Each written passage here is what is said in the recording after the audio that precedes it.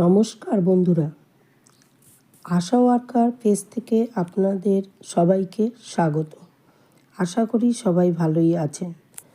আজ অনেক দিন পর কিছু কথা নিয়ে আপনাদের সাথে শেয়ার করতে এলাম। ভিডিওটি শেষ পর্যন্ত দেখবেন।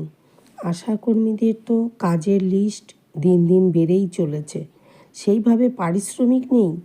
আশাকর্মীরা যখন কাজে যুক্ত হন তখন কাজ ছিল 2 ঘন্টা, অর্থাৎ মা ও শিশুর পরিষেবা দেওয়া। আর এখন জন্ম থেকে মৃত্যু পর্যন্ত সব কাজই আশারা করবেন। আপনারা অনেকেই জানেন এর মধ্যে কি কি কাজ পড়ছে, কিন্তু সময় মতো ইনসেনটিভ নেই। 3-4 মাস পর পর 1 মাসের টাকা পাওয়া যায়।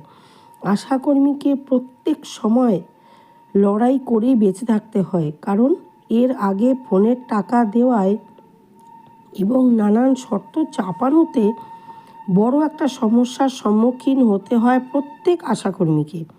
সেটা সমাধানের জন্য আন্দোলনে নামতে হয় আশাকর্মীদের, এবং কিছু সমাধান হতে না হতেই আবার শুরু হয় আন্দোলন।